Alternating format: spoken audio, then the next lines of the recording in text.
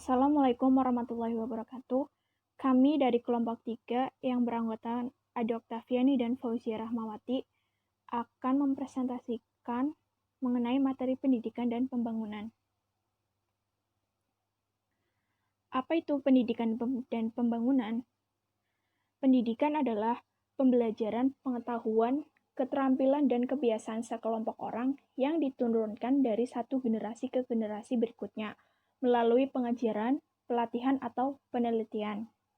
Sedangkan pembangunan yaitu berarti perbaikan untuk menuju ke arah yang lebih maju, perbaikan dari yang belum ada menjadi ada, perbaikan dari yang belum terampil menjadi terampil.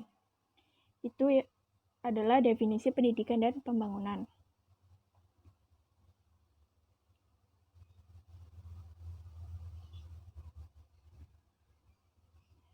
Kemudian, esensi pendidikan dan pembangunan serta titik temunya. Status pendidikan dan pembangunan masing-masing dalam esensi pembangunan serta antara keduanya.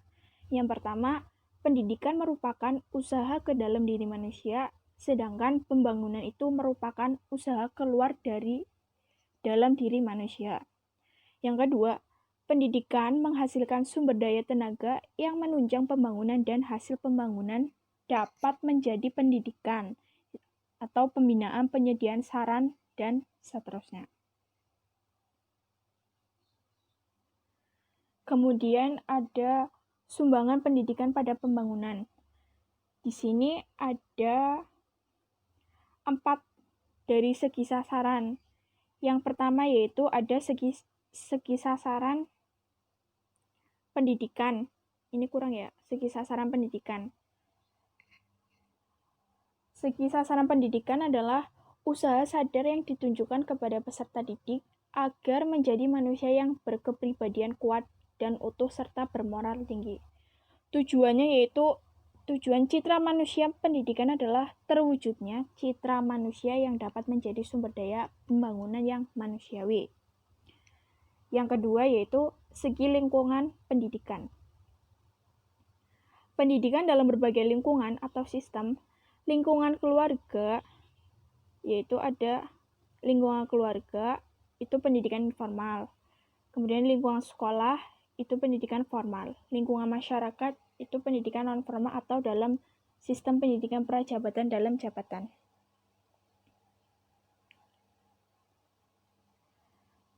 Dari segi lingkungan pendidikan, klasifikasi ini menunjukkan peran pendidikan dalam berbagai lingkungan atau sistem. Yang ketiga yaitu ada segi jenjang pendidikan. Jenjang pendidikan dasar yaitu ada jenjang pendidikan dasar, pendidikan menengah atau SMP dan pendidikan tinggi, memberikan bekal kepada para peserta didik secara bersinambungan atau berhubungan. Yang keempat yaitu segi pembidangan kerja atau sektor kehidupan. Pembidangan kerja menurut sektor kehidupan meliputi antara lain yaitu bidang ekonomi, bidang hukum, sosial politik, keuangan, perhubungan, dan komunikasi. Pembinaan dan pengembangan bidang-bidang tersebut hanya mungkin dikerjakan jika diisi oleh orang-orang yang memiliki kemampuan seperti yang dibutuhkan orang-orang yang dimaksud hanya tersedia jika pendidikan berbuat untuk itu.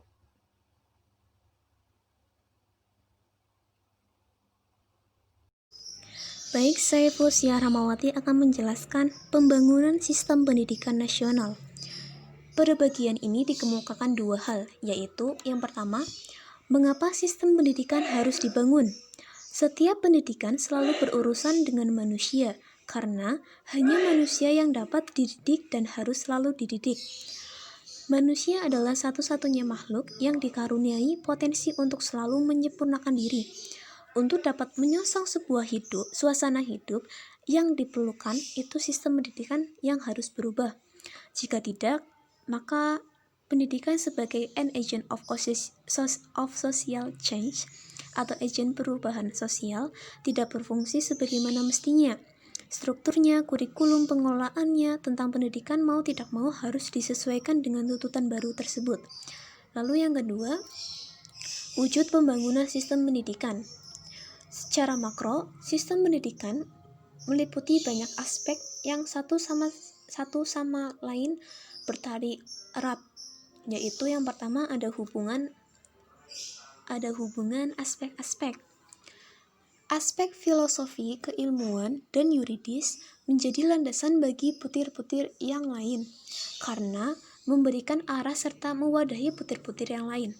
Meskipun aspek filosofi itu menjadi landasan, tetapi tidak harus diartikan bahwa setiap terjadi perubahan filosofi dan yuridis harus diikuti dengan perubahan aspek-aspek yang lain itu secara total.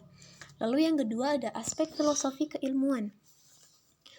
Aspek filosofi berupa penggarapan tujuan nasional pendidikan, rumusan tujuan nasional yang tentunya memberikan peluang bagi pengembangan sifat hakikat manusia yang bersifat kodrati, yang berarti pula bersifat wajar. Lalu yang ketiga ada aspek yuridis. Undang-Undang Dasar 1945 sebagai landasan hukum, pendidikan sifatnya relatif tetap. Tetapi kemajuan zaman menimbulkan kebutuhan-kebutuhan baru, khususnya kebutuhan akan penyempurnaan sistem pendidikan yang sesuai dengan tuntunan kebutuhan-kebutuhan baru tersebut. Lalu yang keempat ada aspek struktur. Aspek struktur pembangunan sistem pendidikan berperan pada upaya pembenahan struktur pendidikan yang mencangkup jenjang dan jenis pendidikan, lama waktu belajar dari jenjang yang satu ke jenjang yang lain sebagai akibat dari pengembangan sosial, budaya, dan politik. Aspek kurikulum. Yang kelima, aspek kurikulum. Kurikulum merupakan sarana pencapaian tujuan. Jika tujuan kurikulum berubah, maka kurikulum juga berubah. Kurikulum dalam sistem pendidikan persekolahan di negara kita telah mengalami penyempurnaan dalam perjalanannya. Lalu, selanjutnya ada keragaman persepsi konsep pembangunan. Terdapat pula ahli yang berpendapat seperti yang dinyatakan oleh Fletcher pada tahun 1976, pembangunan adalah suatu yang alami bagaimana manusia, masyarakat, dan negara untuk mengembangkan potensi yang ada pada dirinya. Hal ini dapat diibaratkan seperti halnya biji-bijian atau sel tanaman yang akan berkembang menjadi dewasa. Bila dianalisis secara filosofi, pembangunan terjadi dalam ruang yang berinteraksi penuh dengan faktor budaya sosial, dan historis yang bersamaan dalam satu kelompok atau masyarakat.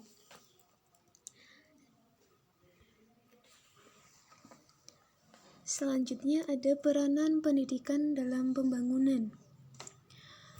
Yang pertama, mengembangkan teknologi baru.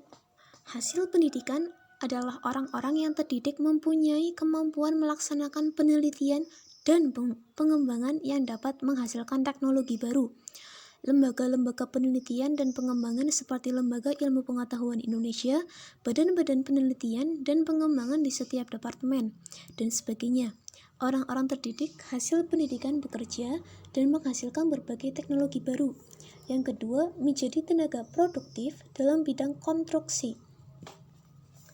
Orang-orang terdidik hasil pendidikan juga masuk dan aktif bekerja di bidang konstruksi yang menghasilkan rancang bangun berbagai macam pabrik dan perusahaan. Pabrik-pabrik ini yang akan menghasilkan berbagai barang kebutuhan hidup dan jasa. Yang ketiga, menjadi tenaga produktif yang menghasilkan barang dan jasa. Orang-orang terdidik orang-orang terdidik hasil pendidikan menjadi pula masukan dalam pabrik-pabrik dan perusahaan-perusahaan sebagai tenaga kerja produktif yang memproses produksi barang-barang kebutuhan hidup dan jasa. Dengan demikian, adalah penghasil barang dan jasa yang diperlukan masyarakat. Yang keempat, pelaku generasi dan penciptaan budaya. Orang-orang terdidik hasil pendidikan tidak hanya merevisi kebudayaan masa lampau, tetapi juga sekaligus individu-individu atau kelompok individu yang melakukan perbaikan dan penciptaan unsur-unsur budaya baru berdasarkan budaya lama yang telah dimilikinya. Mereka inilah yang memelihara dan memperbaiki nilai-nilai budaya dalam masyarakat. Lalu yang kelima, konsumen barang dan jasa. Orang-orang terdidik hasil pendidikan merupakan generasi baru yang mengkonsumsi barang-barang dan jasa yang dihasilkan oleh pabrik-pabrik dan perusahaan-perusahaan tadi. Sebagai konsumen, mereka merupakan konsumen yang lebih banyak jenis kebutuhannya serta lebih kritis dalam menggunakan barang-barang keperluan hidup dan jasa apabila dibandingkan dengan orang-orang yang tidak atau kurang terdidik. Jadi kesimpulan untuk materi ini yaitu yang pertama, pendidikan adalah pembelajaran pengetahuan keterampilan dan kebiasaan sekelompok orang yang diturunkan dari satu generasi ke generasi berikutnya melalui pengajaran, pelatihan, atau penelitian. Lalu yang kedua, pendidikan mempunyai misi pembangunan, mula-mula membangun manusianya, selanjutnya manusia yang sudah terbentuk oleh pendidikan menjadi sumber daya pembangunan. Pembangunan yang dimaksud baik yang bersasaran lingkungan fisik maupun yang bersasaran lingkungan sosial, yaitu diri manusia itu sendiri. Jika manusia memiliki jiwa pembangunan sebagai hasil pendidikan, maka diharapkan lingkungannya akan terbangun dengan baik. Lalu yang ketiga, sumbangan pendidikan terhadap pembangunan dapat dilihat dari segi sasarannya, lingkungan pendidikan, jenjang pendidikan, dan sektor kehidupan. Secara khusus, sumbangan pendidikan terhadap pembangunan adalah pembangunan atas penyempurnaan sistem pendidikan itu sendiri. Baik, kurang lebihnya seperti itu dari kelompok kami. Billahi taufiq wal hidayah. Wassalamualaikum warahmatullahi wabarakatuh.